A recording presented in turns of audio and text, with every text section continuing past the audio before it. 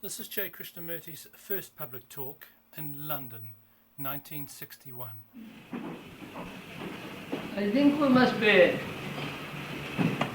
fairly clear from the beginning what is the intention of this gathering. I feel that it should not in any way degenerate into mere intellectual exchange of words or ideas, or mere exposition of one's own point of view and dispute about that point, but rather to think the problems out together.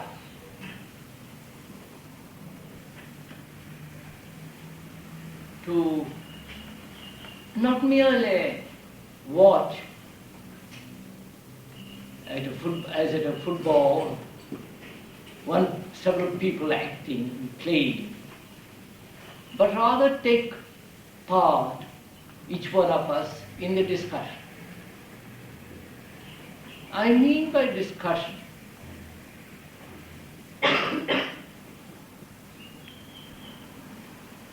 going beyond the mere intellection, mere verbal exchange,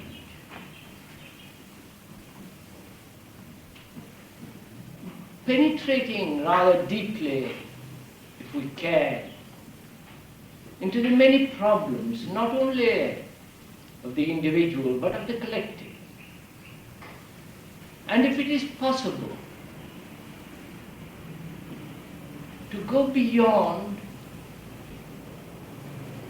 the mutterings, the chatterings, the worldly demands and influences, go beyond all these to discover what is true. And perhaps in discovering what is true, we should be able to deal with the many problems that each one of us has. At least that is what the intention of these discussions are to me. I'm not going to merely expose my ideas, because I haven't got ideas. I don't believe in ideas. Ideas, I think, are dreadful. They don't get anywhere.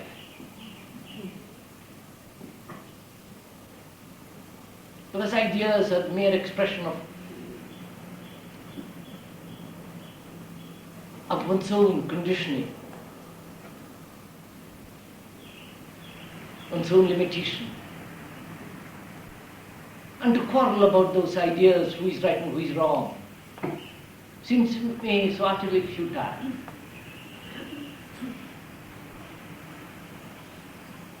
So perhaps we could discuss intelligently, laterally, hesitantly, so as to capture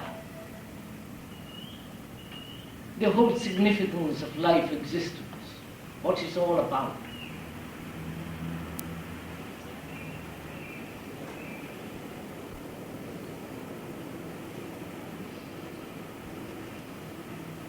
And I feel that it's only possible if we could be very honest with ourselves, which is rather difficult.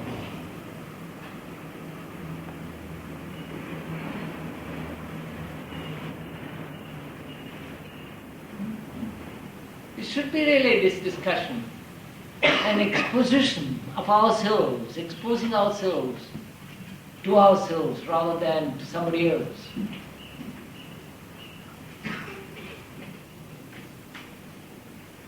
So that we can penetrate by our own intelligence and by our own precise thinking.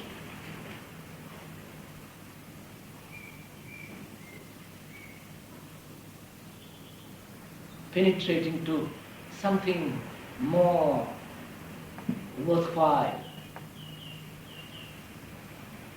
So if that is clear, the intention of these discussions are.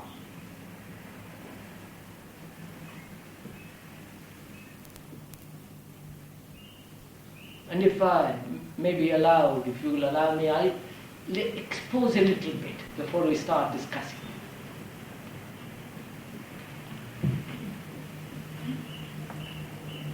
I think most of us know what's happening in the world. Not only from the newspapers, but our own individual direct experience. That there is tremendous change going on. Not the change into something, but the rapidity of change itself, which is far more significant than the change from one thing to the other. The rapidity.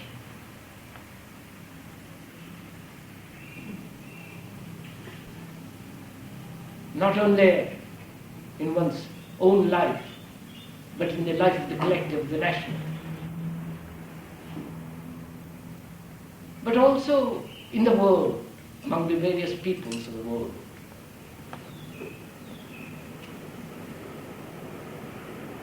And also machines are taking over everything.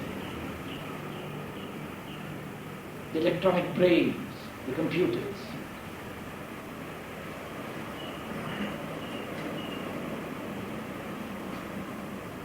They are capable of doing much more intelligently, quickly, than we human beings. They are doing astonishing things.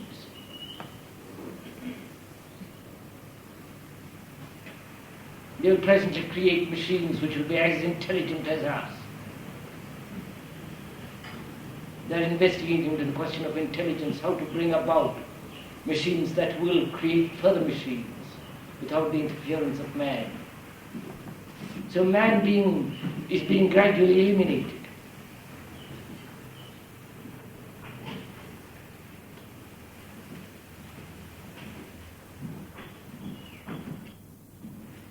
And these machines are functioning on the same basis of the human mind, brain.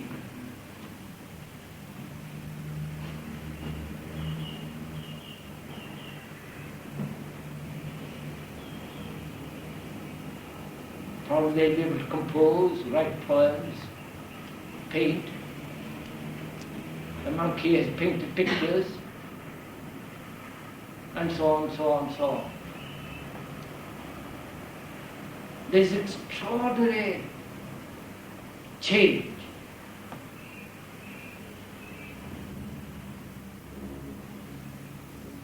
The world will never be the same as what it has been for us.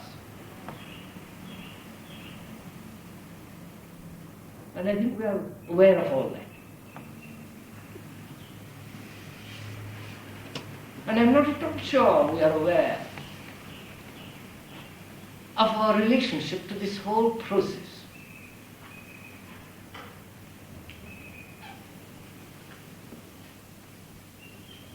Because we consider knowledge as an immensely important thing.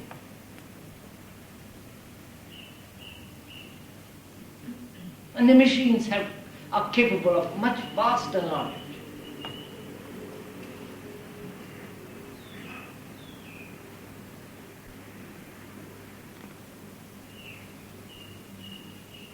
And we worship knowledge. Knowledge is very important for us.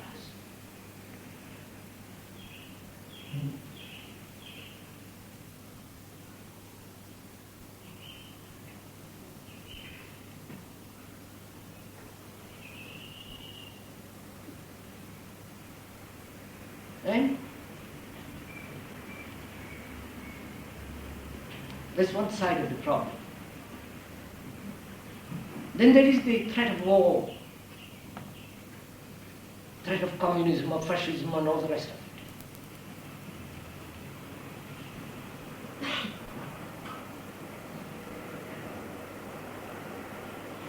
And when one observes the enormous, crushing, degrading poverty of Asia,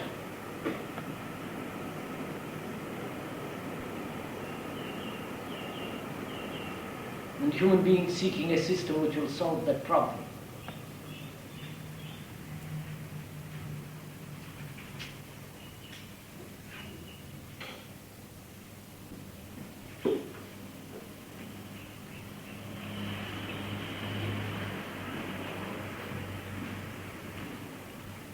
And the problem is not solved because of a nationalistic, limited point of view. Each system wanted to try to dominate, and so on. You know all these problems.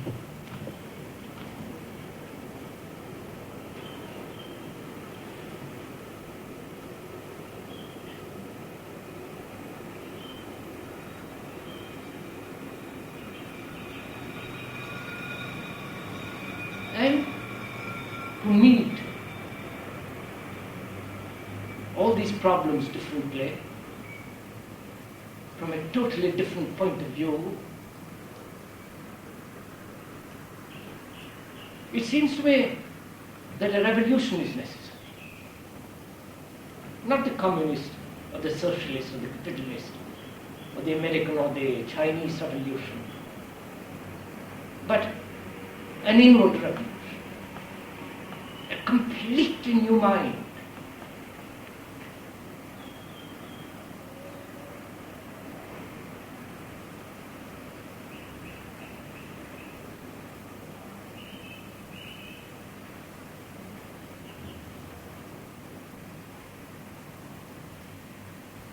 And I think that is the issue. Not the atom bomb or going to the moon or who has traveled around the earth half a dozen times in a rocket. The monkey has done it and somebody else will do it and some more people.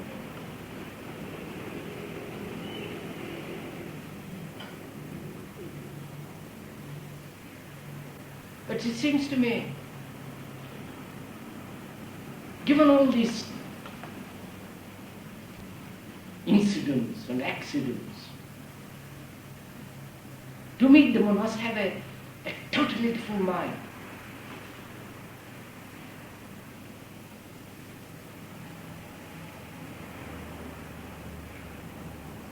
Not this so-called religious mind.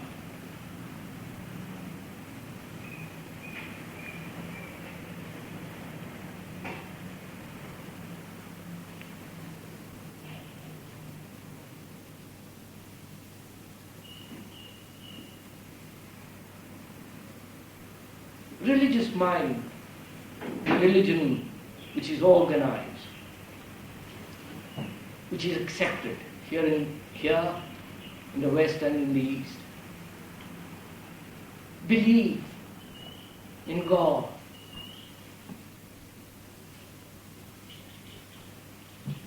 The division which organized religions create, surely they're not the problem. They will not solve anything. They will only perpetuate more and more division, more and more fear and superstition.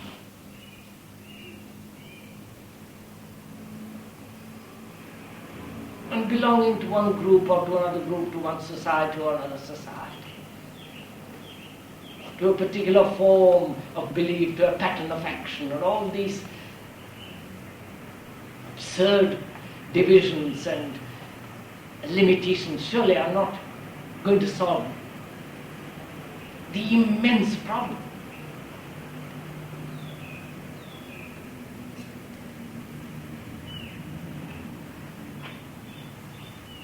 And I feel it's only possible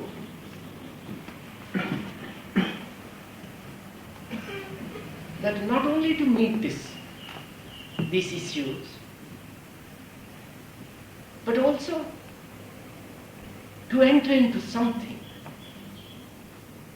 which is not merely the putting together of the human mind,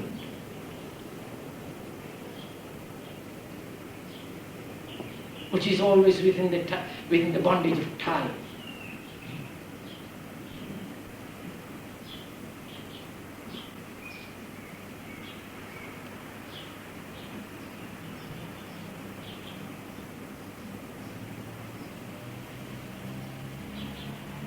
something which is not merely the outcome of experience. Because experience is always limiting, is always colouring all action.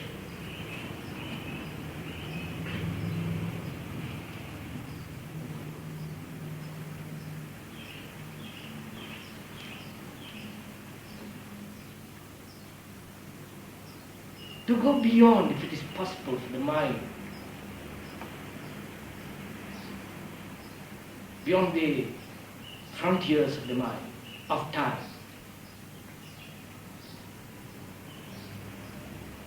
to uncover the immense significance of death,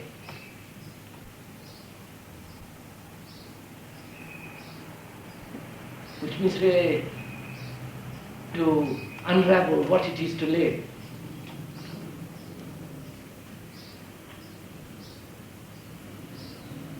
With all these problems,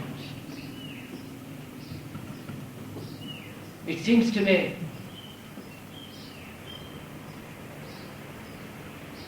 a new mind is absolutely essential. Not an English mind, not an Indian mind, or the Russian or the American or all the rest of it. But a mind that captures the whole significance.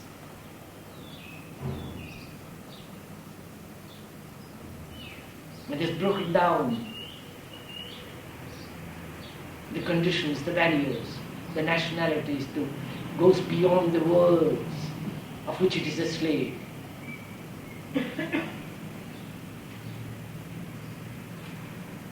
So it seems to me that is the real issue.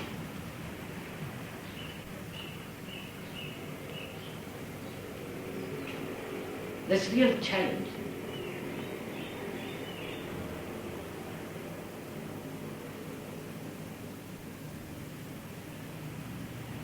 And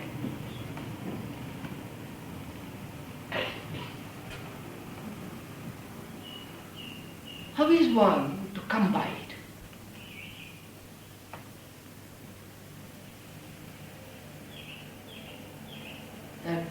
That's what I would like to discuss. If I may state what I want to discuss.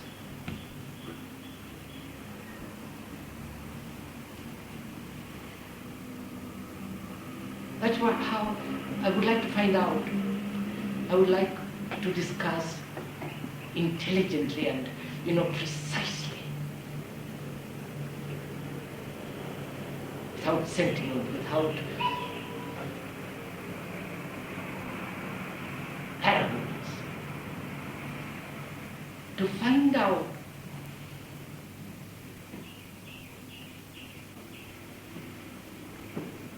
if there is a way or no way to come by it.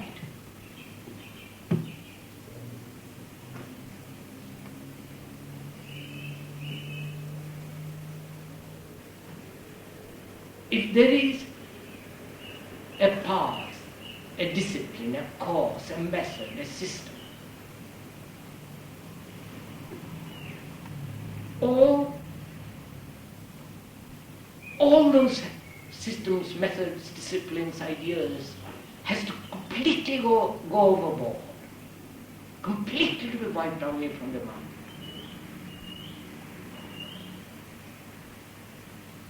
And the mind made fresh, young, innocent, alive.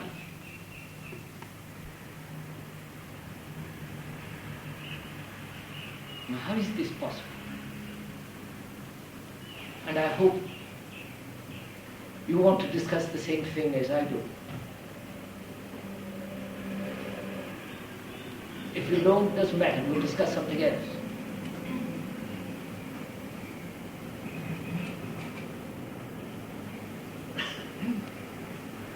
In many of your talks, you explain to us that love is the answer for most of our questions. May I just finish what I have to say and then you can discuss with me? Sorry.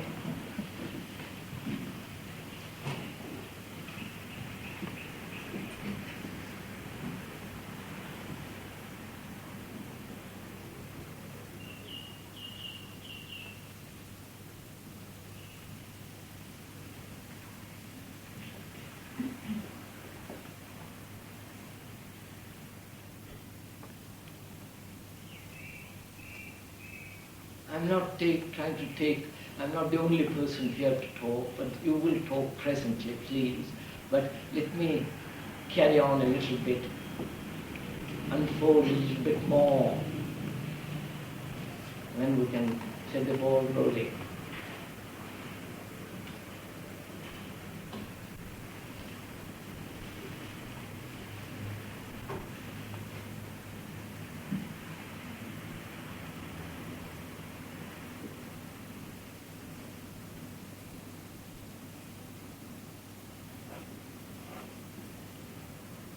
One talks in India, and that land, that unfortunate land, having so many people, an ancient land with so many traditions, which has had several so-called teachers who have laid down what is right and what's wrong, what method to follow, how to meditate, what to think, what not to think.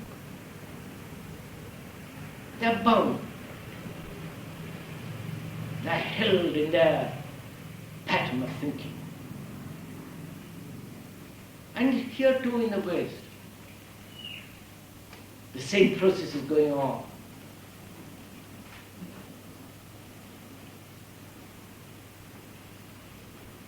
We don't want to change. We're always constantly seeking security. In everything we do, security in the family, security in relationship, security in ideas.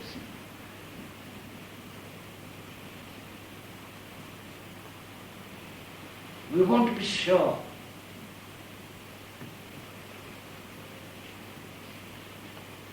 And being the desire to be sure, assured, inevitably breeds fear.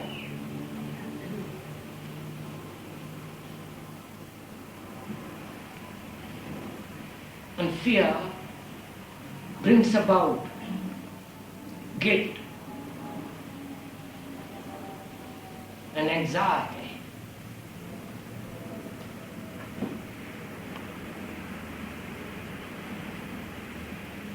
And if we look within ourselves, we see how terribly we are afraid of everything, of most things. And there is always the shadow of guilt.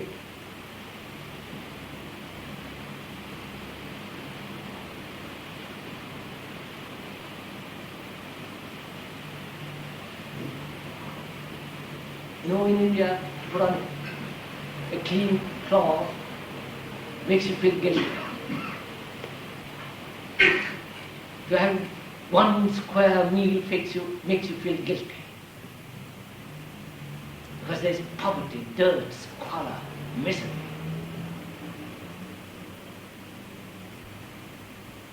Here it isn't so bad.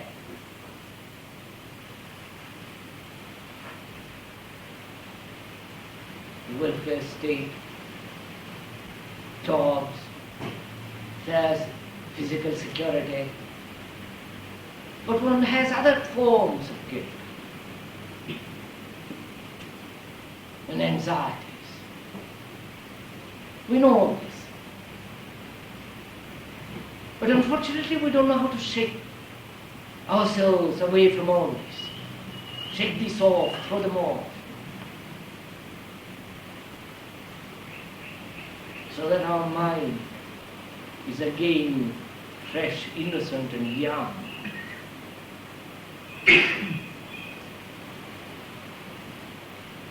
Surely such a mind is necessary to discover if there is a reality, if there is a God, if there is something beyond all the words and phrases and conditions. It's only surely the innocent mind, the mind that is made new, that can see, perceive, observe.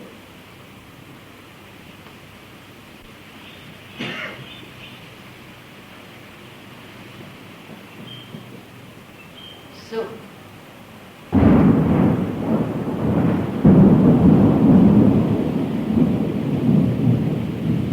considering all this, what is one to do? Is there anything to be done? And if there is something to be done, what is it to be done? In what direction?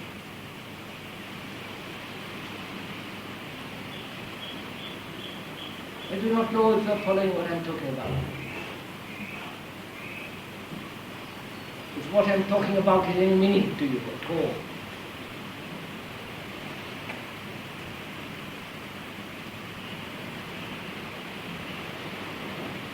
Because what I am talking about is very serious. Not serious in long-faced moods, all that business. Serious in much more intense, the urgency, the immediacy.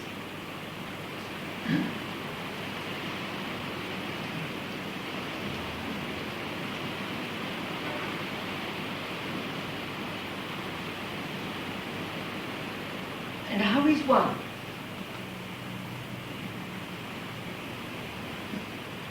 Where is one to begin? What is one to do? Can we discuss that?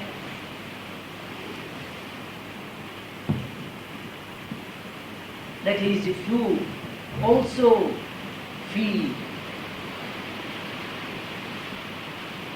or observe the necessity of such a mind.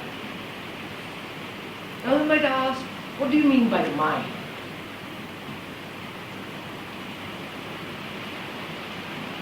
Shall we begin with that?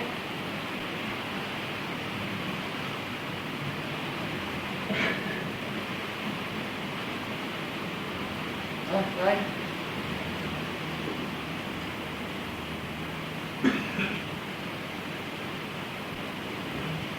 The mind goes round and round, but it never goes beyond its own limitations. One tries and tries and tries, all of the use.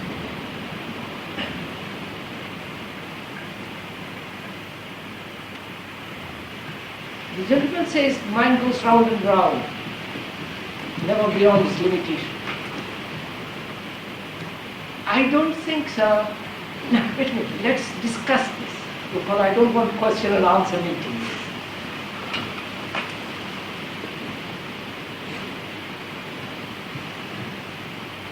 First of all, before we say it goes round and round, what it is, what it's not, we must discover the whole content of the mind. What is the mind? Now, please don't answer me. I'm going to expose a little bit.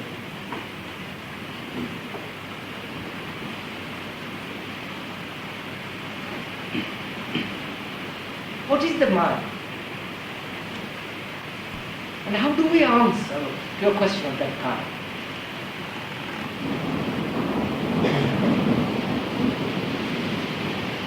What is the operation? What is the process that is set going when the question of such a question is asked?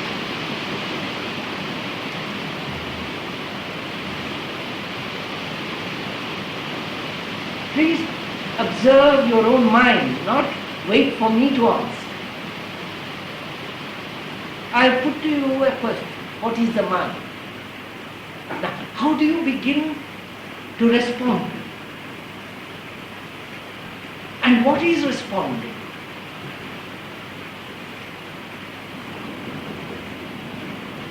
Where do you find the answer to the question?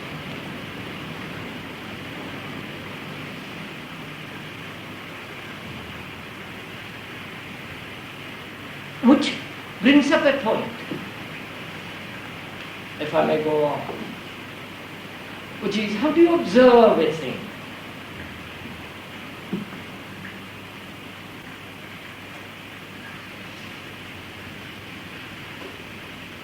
How do you observe a tree?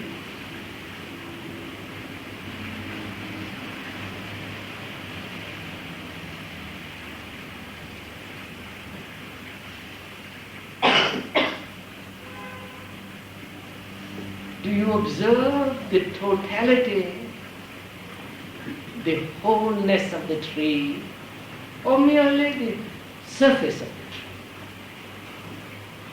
the tree? The tree is the root, the trunk, the branch, the leaf, the fruit, the flower, the fruit, the dead leaf. The total thing is the tree.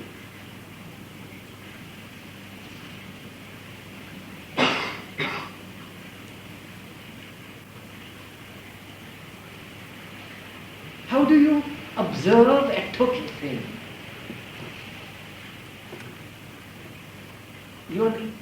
Am I pushing it too far? I hope I'm not making it too abstract, am I? So, when we ask the question, what is the mind? How do you observe? From what center do you observe?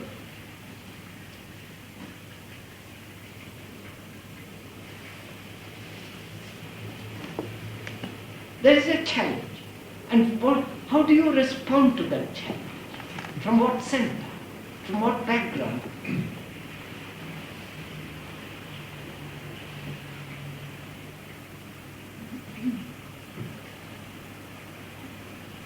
And to observe something entirely, totally, what have you to do? How do you do it?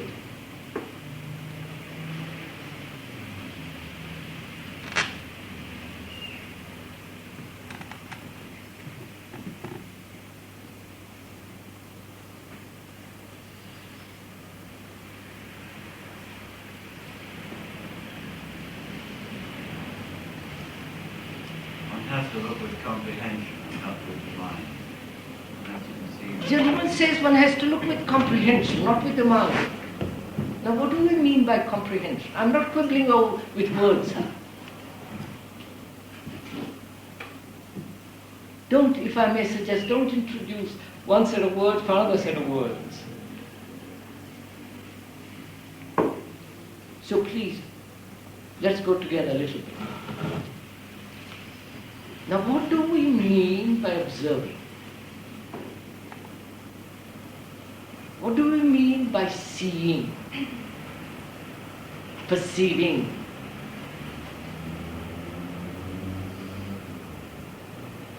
Now each one will obviously have a meaning, interpretation, according to his own knowledge. Or refer to the dictionary.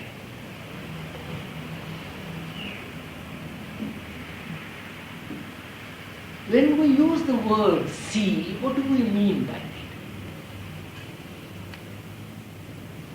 Seeing, not only with the eyes, we not only mean that, but also we mean something else, don't we? Seeing, I see. I say yes, I see something very clearly. What does that mean? That means we have not only physically seen the thing, but we have gone beyond the words. Don't we?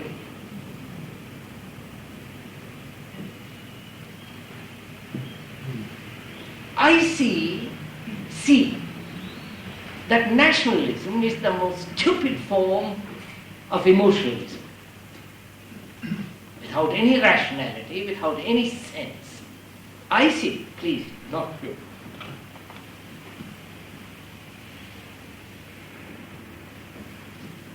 I see because. There is no because. First, I see it. First, there's immediate perception of the falseness of the thing. Then I rationalize, give explanations. How it separates people, how it, all the rest of it. The poisonous nature of nationalism. To call oneself a Hindu, Indian, Englishman, German, whatever it is, it's the label. It's so destructive. I see all that. At one glance, immediate perception. told. I don't have to reason with lots of people to find out and come to a conclusion through deduction or induction. I just see it.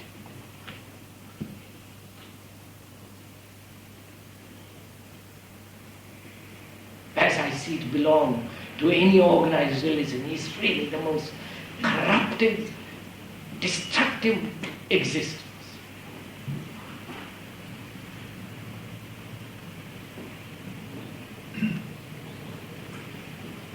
I see it. Now, what is this capacity to see? You're following what I'm... And do I see the totality of the mind?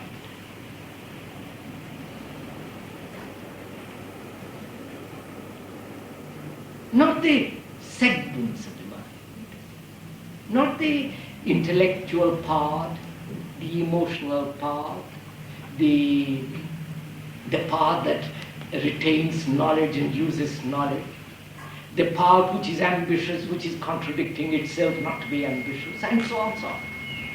Do I see the totality of the thing, or merely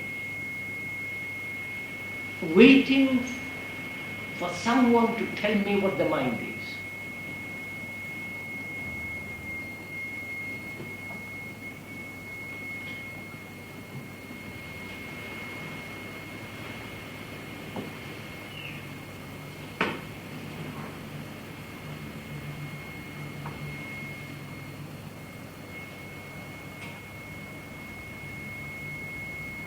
I think it is very interesting and very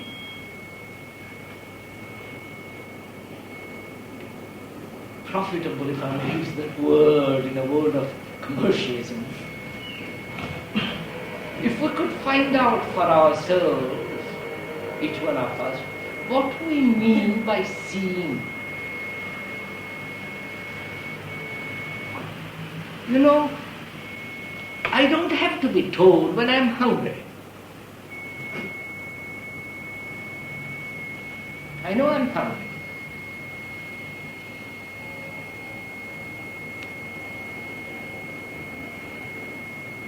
No amount of description will give me the experience of hunger. I have direct experience. Now, can you and I have direct experience of this nature of the mind as a total thing?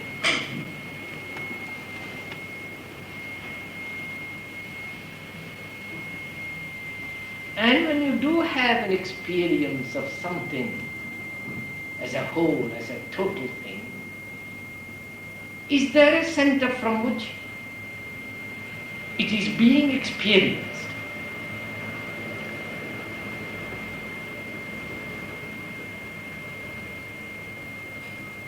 Am I making it too abstract and too absurd?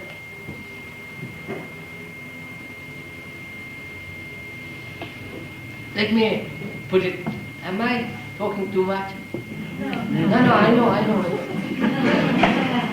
I'm afraid, you see, that's what's going to happen. You're going to listen and I'm going to talk.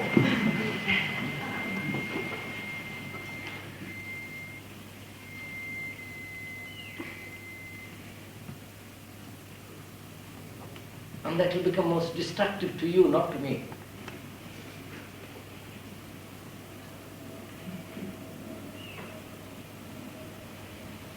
You see, you want to experience in quotation.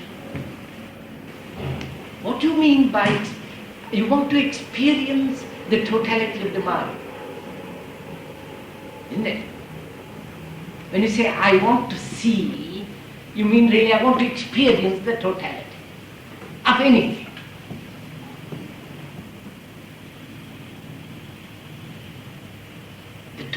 The feeling of the total feeling of love. the total feeling of not holding on to something. You want to experience it. Now, is the totality of anything experienceable as we use that word with all its meaning?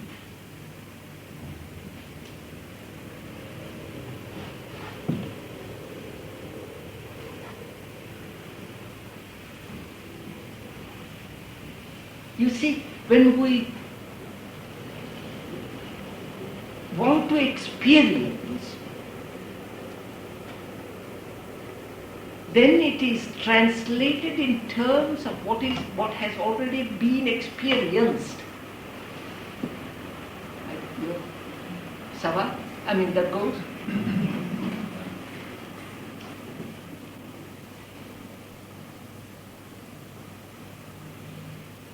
So, experience is always in terms of what is known.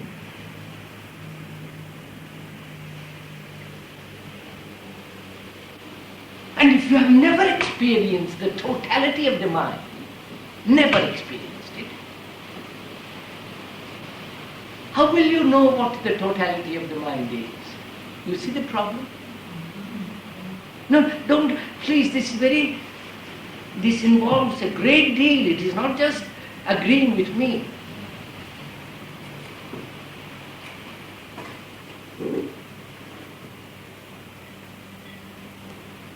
You know, when you fly, there's the earth below you, 30,000, 40,000 feet below you. And you go across Pakistan, Iran,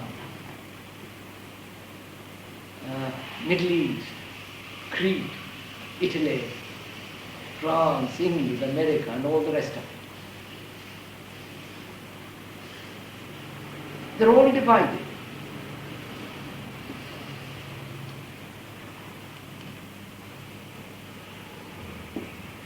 And apart from this artificial division created by man, there is the totality of the earth.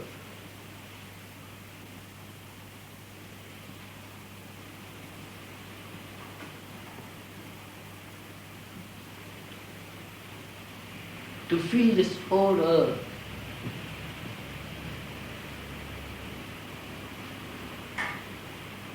which is extraordinarily beautiful.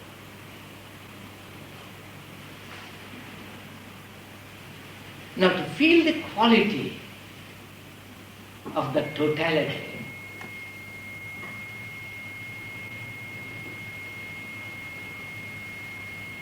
must you experience it in terms of what you have already known?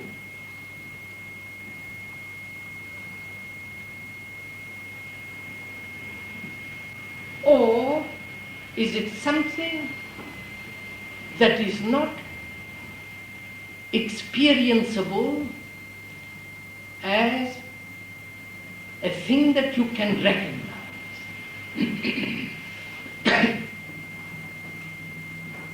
You are.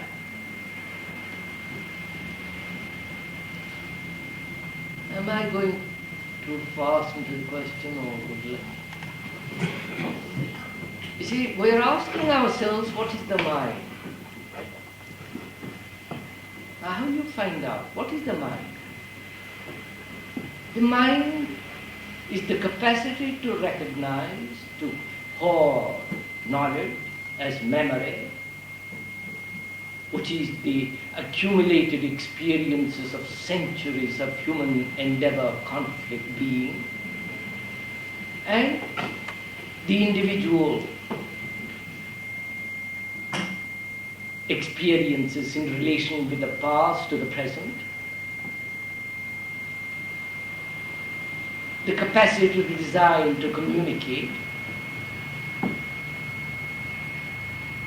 to feel, to think rationally, irrationally, The mind that is in a state of self-contradiction, pulled in different directions. The mind that feels gentle, quiet, serene. And the other that feels brutal, ruthless, superior, arrogant, vain.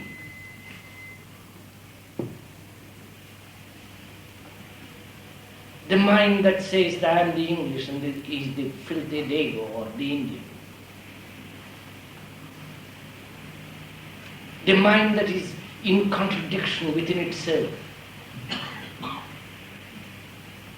The mind that is unconscious. Deep down, the collective, the individual, the inherited. And the mind, the superficial mind that's been educated.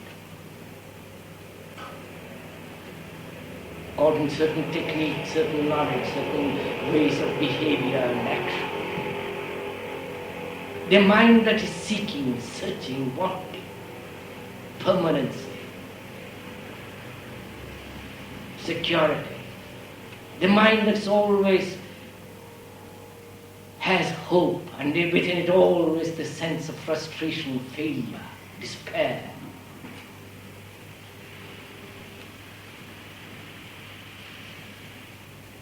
The mind that says, I know what it is to love and wanting to be loved. The totality is all that, isn't it, surely? That's all the mind.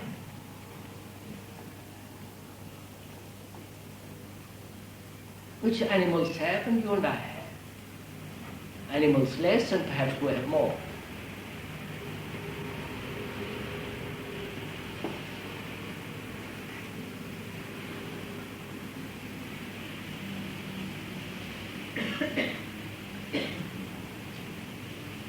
The mind that can remember, that can recollect, the mind that is very intellectual, sharp, precise.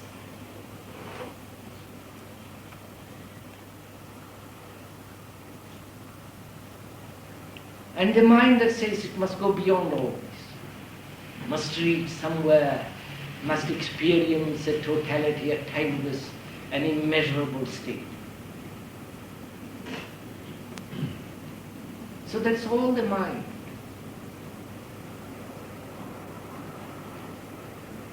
We know of it in segments.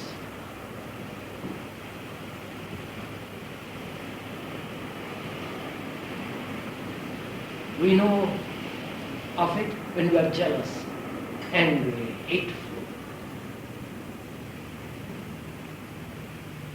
Or when you are aware of it in self-contradiction. Or there are some dreams, hints of things that have been that you put wishes once again.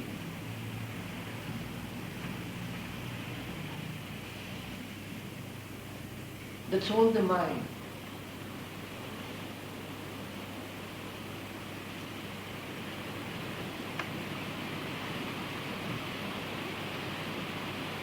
The mind that says, I am the soul. The mind that says, I am the Atma, I am this higher self, I am the Logos, I am this, I am that, I am the other. The mind that's caught within the limits of time. Because all that's time.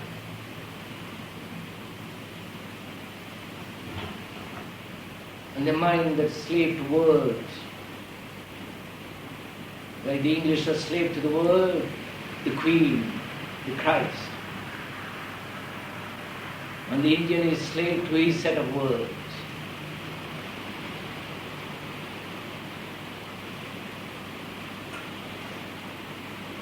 And the Chinese, the communists and all the rest of it. One realizes all this. Then how do you, then what is the mind?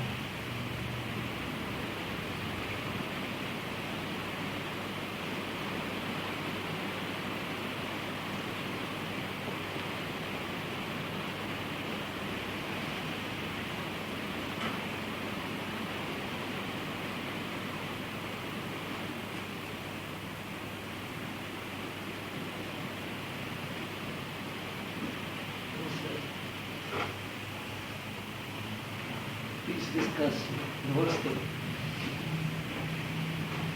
Would not understanding come from self-awareness, where truth may be unenlightened? The gentleman asked, would an awareness and the understanding come through awareness? The gentleman asked. Understanding of all this. No, sir, I am trying. Perhaps I haven't made myself clear. After all, that's the purpose of these talks, to make oneself clear to each other.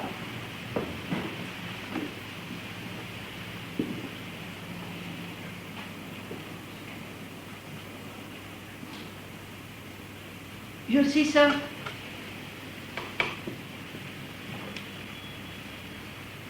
there must be change. I'm taking that little bit for a while.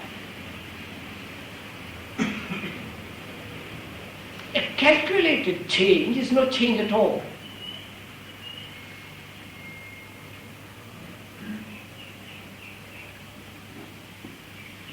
The change that is sent through practice, discipline, control, ruthless domination, arrives at a certain point. That's no change at all.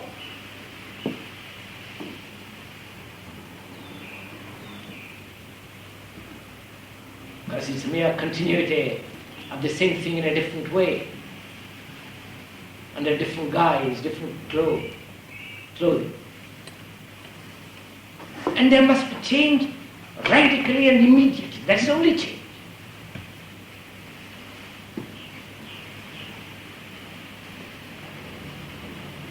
Not a progressive, evolutionary change. That's gone, finished.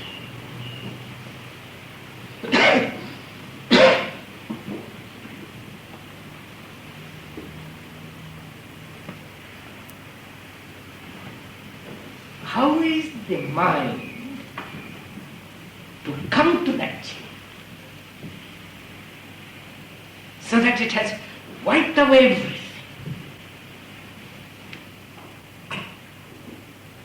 Wiped away its conditioning, its brutalities, its stupidities, its fears, its guilt, its anxieties, it wiped them away.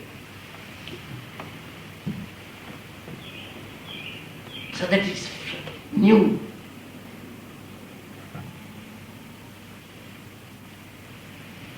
I say it is possible to wipe it away on the instant. And that's the only way. Not the analytical process, not the investigation, examination, all that.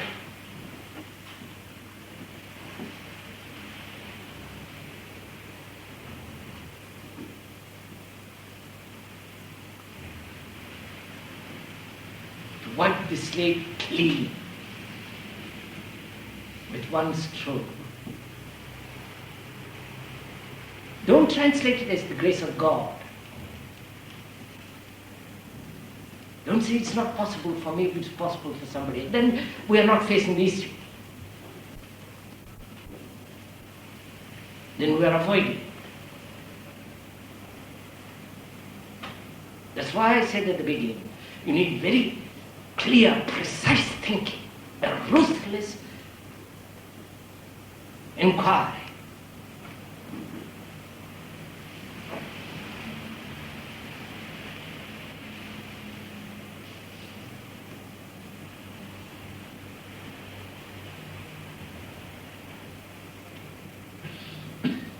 Well, this instantaneous wiping away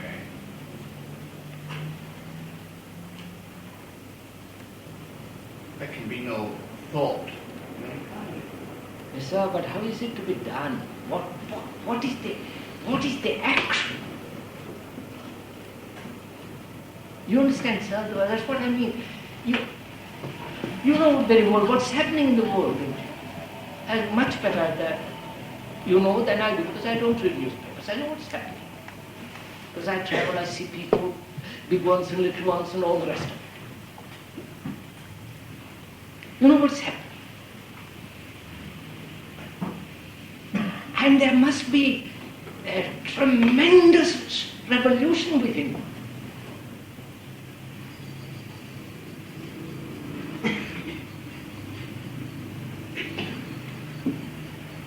to answer to this chaotic, messy world.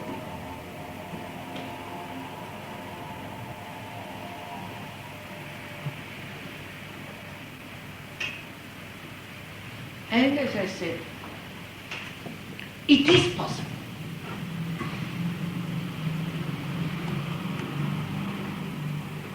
And I would like, if I may, without trying to stop you from discussing, to continue in that line, you follow this, to inquire into along those lines. Not say, well, how do we get at this and how do I improve myself, what do I do, and it'll come after.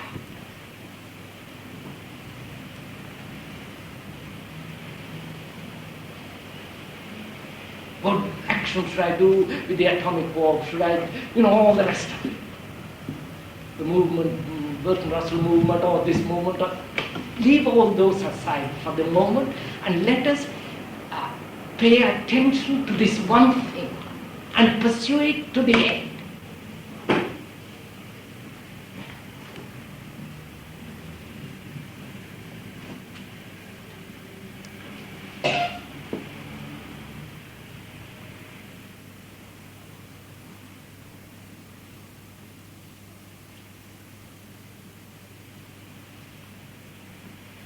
Please, I don't want to dominate this meeting at all. That's far from my intention or my feeling.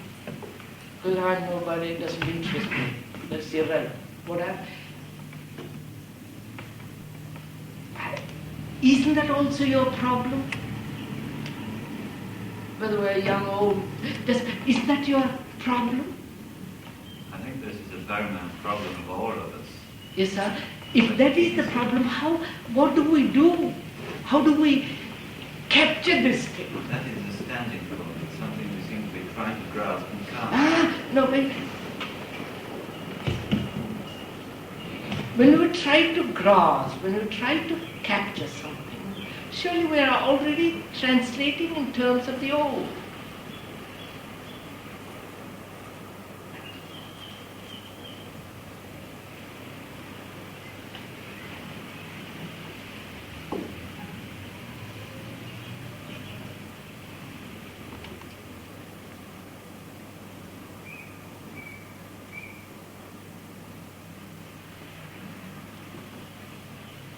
So, mustn't you be very clear if this is your problem, not that I am imposing a problem on you, then there will be contradiction between you and me. I'm not. I'm only stating the problem. If you don't see it that way, let's discuss it.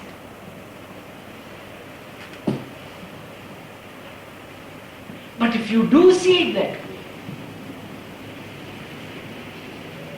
then it's your problem, not mine. Then you and I have a relationship.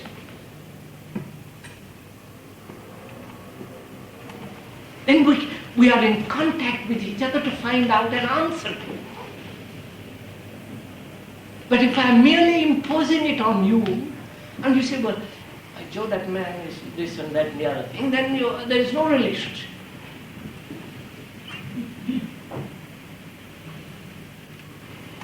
And if it is not your problem, I say, why isn't it your problem?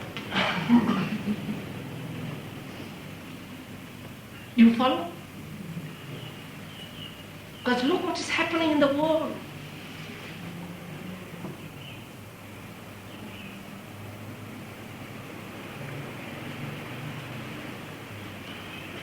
Because there is more and more externalization, more and more the outward things are becoming more and more important.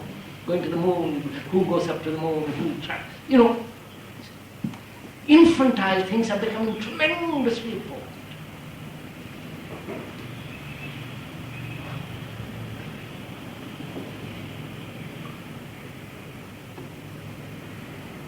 Prosperity is destroying freedom. And when you say that in India or in Asia, they say, please go and talk to the Americans.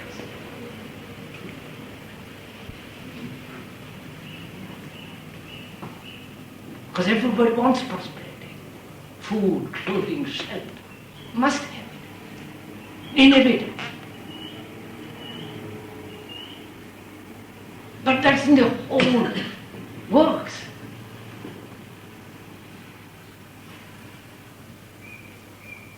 So,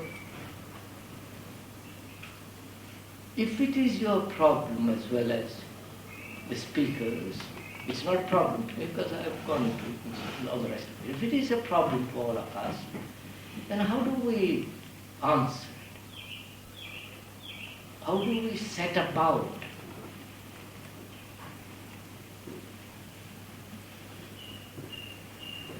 We can only say we don't know. The lady says we don't know. We can only say we don't know. Now wait a minute. Just what do you mean by saying I don't know? Please, this very important thing, don't just brush it aside. When we say I don't know, what do we mean by that? I just mean that. No, you don't mean that. Excuse me. Let me unravel it a little.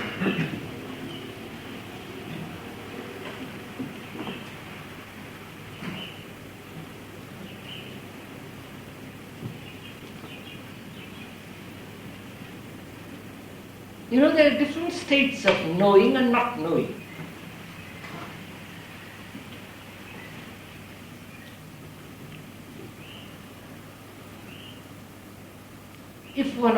If you are asked a familiar question, you would answer immediately, wouldn't you? Because you are familiar with it. Your response is instantaneous. If you are asked a complicated question, you have to take time. The lag between the question and the response is the process of thinking. That thinking is looking into memory to find the answer. This obvious, not complicated thing I'm talking about is very simple.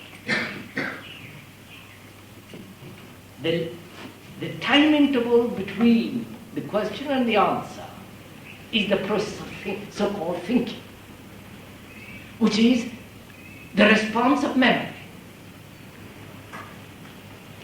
Then if another question was asked, still more complicated, of which for the moment you don't know the answer, you say, I don't know. When you say, I don't know, you are waiting to find out either in the reservoir of your own memory or looking to somebody to tell you. Please, this is so clear, isn't it? You say, I don't know. That is, you're waiting, expecting to find out. Look, just a minute. Can you honestly say, I don't know, which means no expectation, no looking into memory, obviously, which means the mind completely says, I really don't know, which is a very destructive process if it is the real thing. You follow?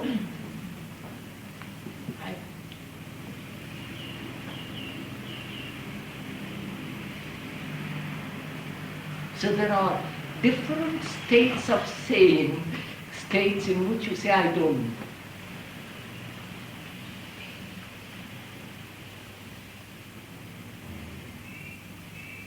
But when the mind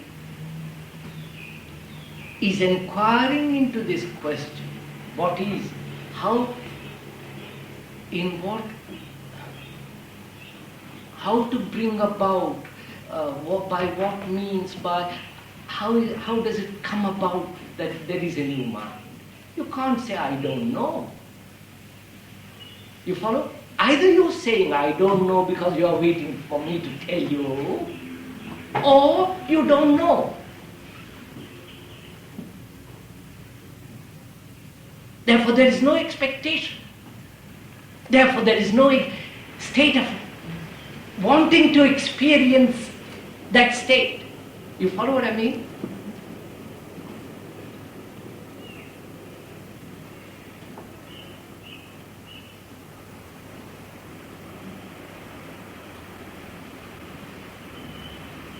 So let's begin again.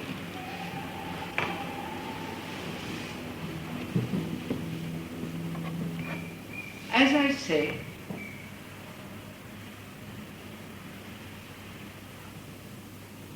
what is essential is to understand not only the details, the nature of the intellect, the nature of knowledge, the slavishness to words,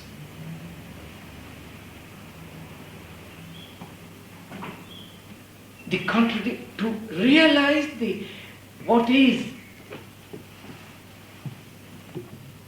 in the comprehensive mind, the unconscious, all the rest of it. But to see the totality of it,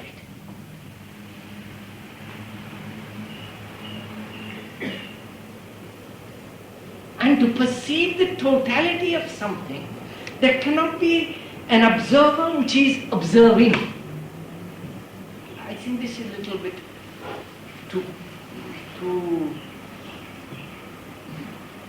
we have to wait for a few days more. A few more discussions will come to that.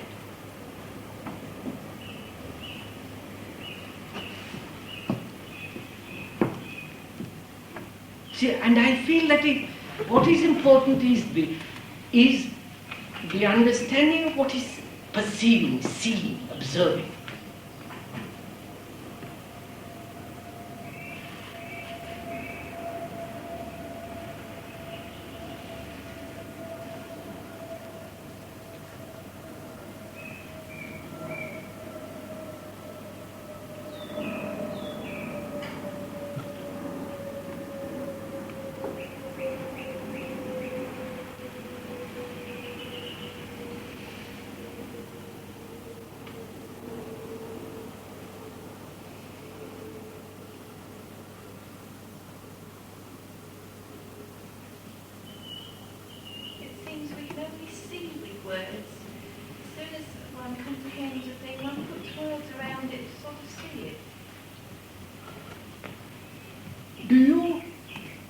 The lady says you can only comprehend through words.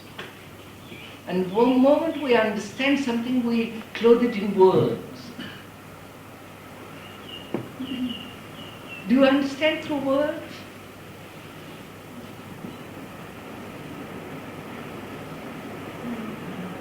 No, first of all, please, are we aware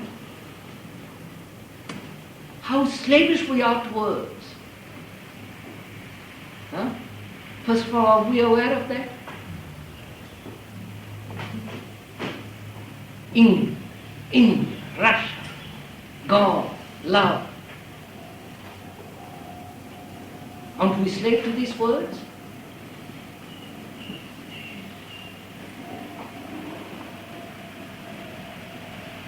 And being slaves to words, how can you comprehend something which is not word?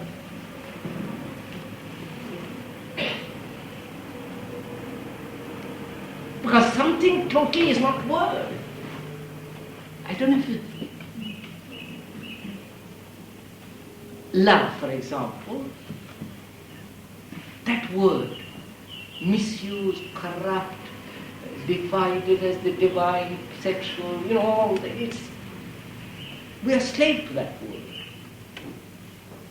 And being a slave, can I understand the total nature, which must be an astonishing thing,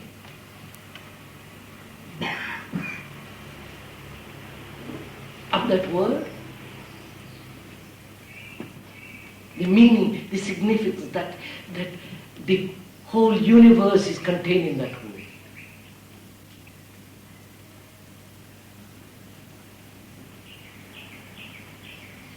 See, what we are trying to do, isn't it, most unfortunately perhaps, is we are slaves to words, and we are trying to reach something beyond words.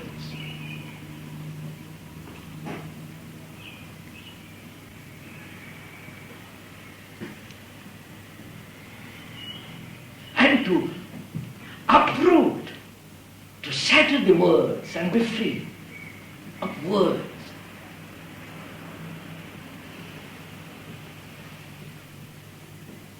Gives you an extraordinary perception, the vitality, the vigor of perception.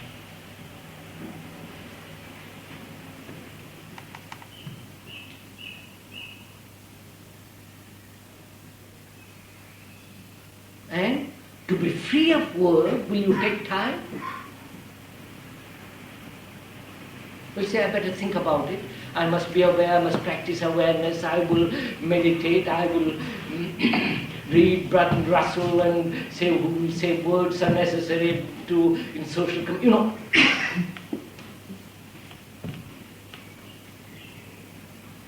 And the importance of word, I must stick to word, I must Or will you see the importance that a mind which is a slave to word is incapable of looking, observing, feeling, look, see. And therefore, that very clarity, that very truth destroys the slavishness.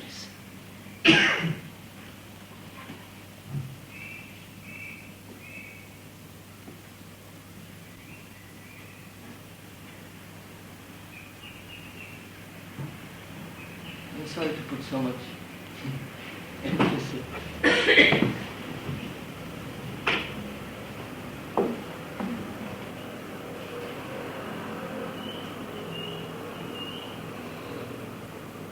One might see it for an instant, but then the mind immediately goes there again. No, the lady says, well, see it for an instant. Is that a fact? Do you see for an instant that a thing is poisonous and go back to it? We don't see it then. And that's all. You don't see it. But the self is surely the word. The self can't see beyond the word, can it? The lady says the self cannot see beyond the word.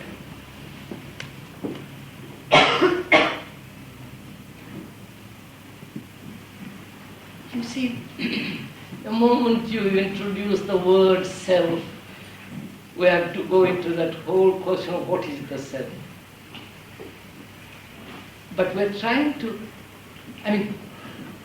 look, please, are we aware that we are slave to words?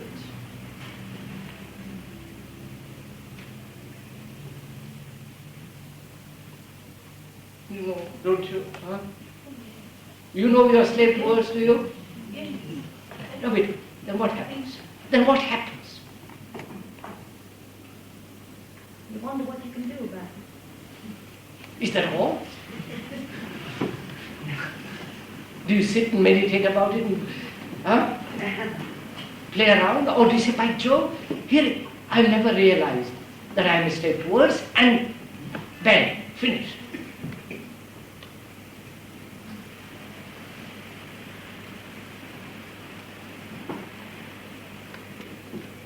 The only way we can communicate with each other, though. Of course, that's the only way. Here we are. We are using words, otherwise I couldn't talk to you, you couldn't talk to me. But that surely is not slavishness to word. I mean, take a communist. He slaved words. Marx, Stalin, I don't have to go into all that. And the so-called Christian, the Hindu, he slaved words. The symbol, the cross,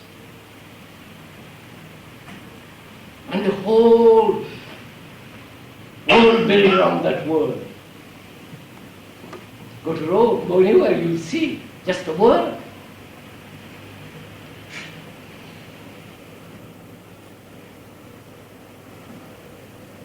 And in this country, don't you know, it's in this country.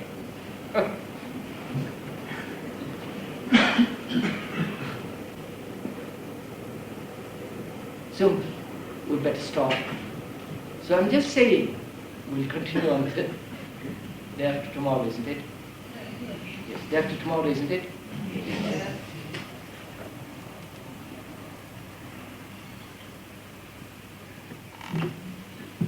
See, we have used the word mind, and we will be slaves to that word.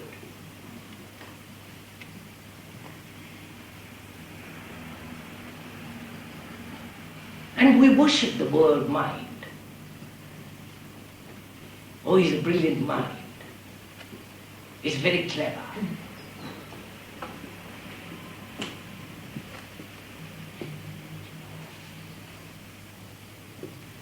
And we cultivate the mind.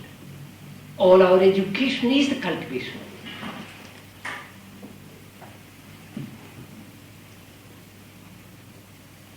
And surely what we are trying to find out is the totality of anything which is not the word.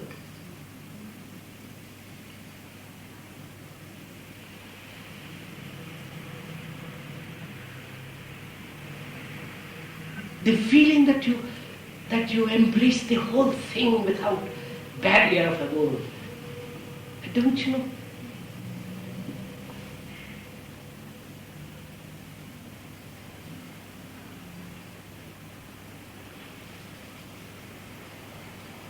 So we'll continue if we may, day after tomorrow at 7 o'clock.